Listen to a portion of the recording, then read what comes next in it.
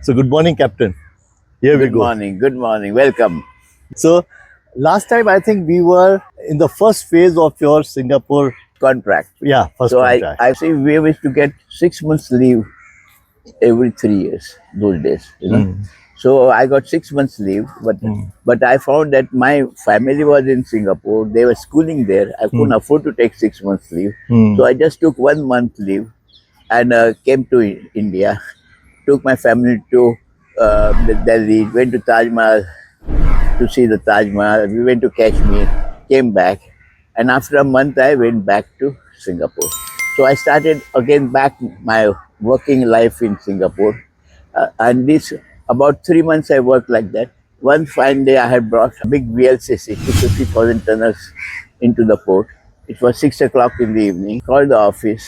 So they said, okay, when you come back, call the director of the port. So I came back to the office, I called director, and they said, Trilo, can you do us a favor? I said, yes, sir, what can I do for you? He asked me, can you go there in Sydney and bring the ship? The captain has broken his leg.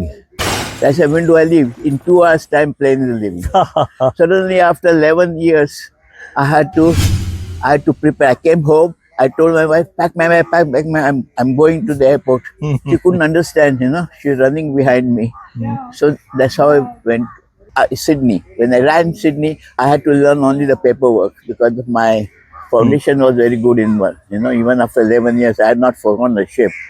So we sailed from Sydney to Melbourne, Adelaide, came back to Melbourne. The crew thought that I was new. I was not. I was a pilot. I was not this thing. So they thought they could have fun. So I kept them in trim right from the beginning. They don't go. Otherwise they want to do party and all. I had to keep a check, and I had to learn the stability of the ship before we left. Melbourne, we left. We made a lot of Indian friends over there because some of them, my colleagues, had gone into government there and worked.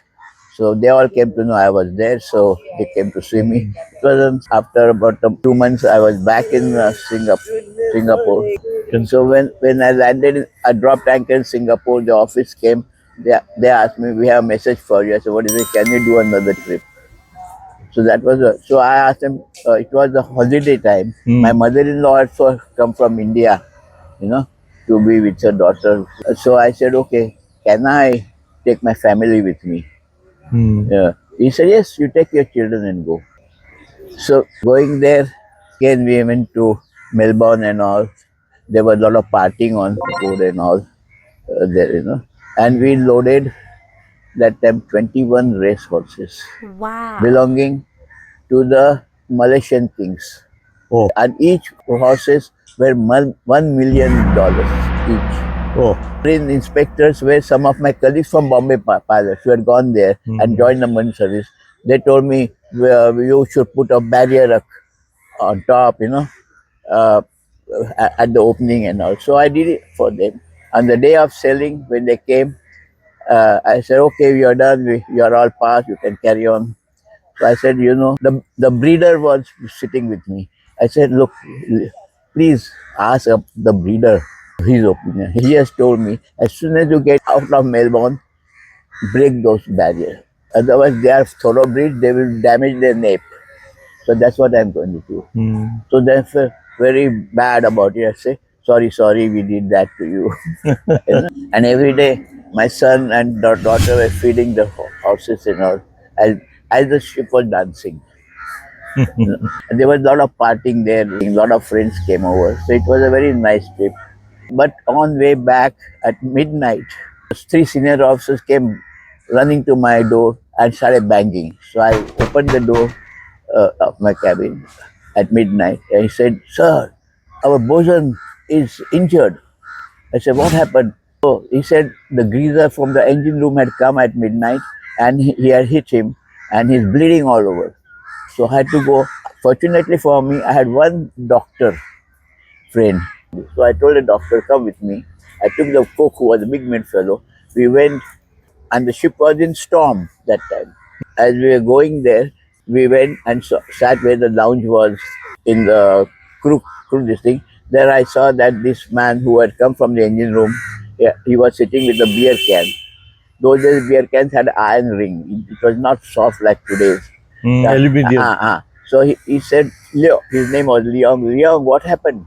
He said the bosun was gambling at the other end and he was losing, and he said that I'm losing because you're sitting here. So he came to hit me, so I took the can and hit on his head. You know?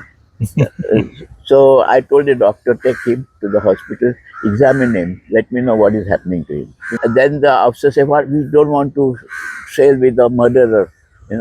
They thought he's going to die. So I said, look, till morning the course is safe. Whether I go to Darwin, I alter course and go to Darwin, or I go to Jakarta, I decide in the morning. I knew the Chinaman very well after working in Singapore, that if Chinaman, once he gets angry, he takes a dagger. There's no halfway in Half him. measures. Half measures. So I had to wait for the tempers to cool down. And I sent a message to my office with the radio officer, with Morse code, that so and so has happened, the situation is tense.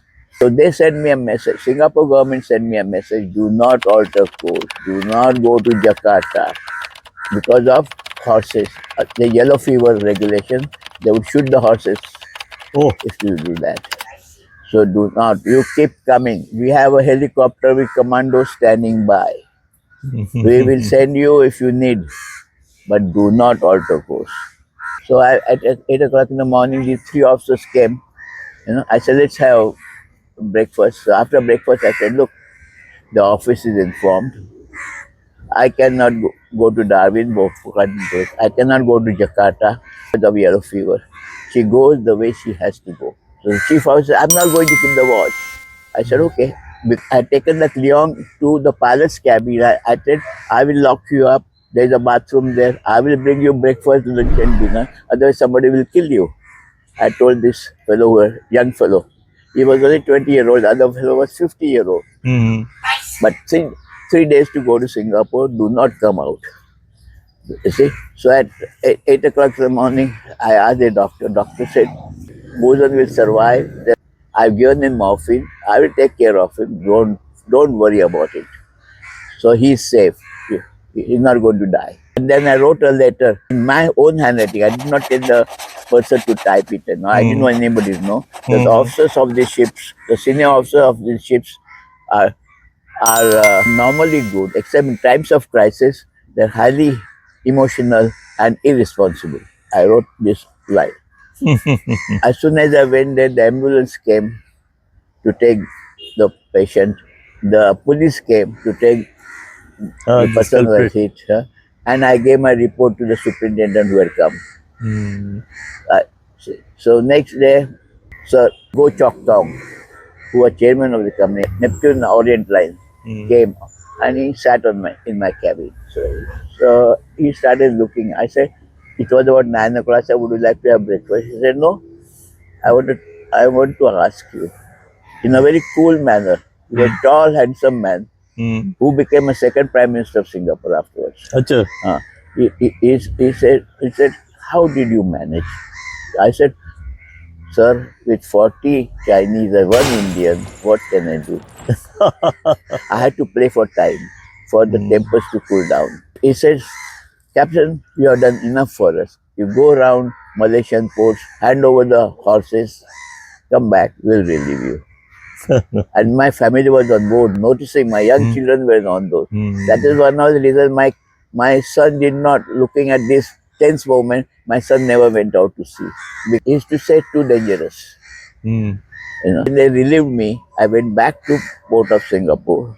After 3 months, Sir Ashley Todd was retiring. All senior pilots applied for the post. I also applied. 15 CEOs of their government companies came to interview. The fellow in the middle was asking questions. He asked me, Captain, what makes a good pilot? I said, all ship captains cannot become pilots. It's only 10% can. Out of 10%, only 1% can be a very good pilot. Out of 1%, 0.1 can be out of this world. That's what you are. What had happened? The chairman of the Neptune Orient Line had written to my chairman, who was Prime Minister's Chief Secretary, that the best man you ever loaned was Captain Kumar. Oh, Wow. That's how so you were chosen I was chosen. for the That- job. So that's how I start senior port officer, senior marine port officer. And they gave me these 6 boys whom I was Chinese boys who were training to be under me to learn the administration. Oh, so you had a good team. Yeah, so that's how we started. So So now you become the in charge of Singapore port. port, yes. Okay. So the journey will go on in the next Yeah, I episode. have got photographs. I will send it to you. Okay. Okay. Thank you. Thank you. Great. Welcome.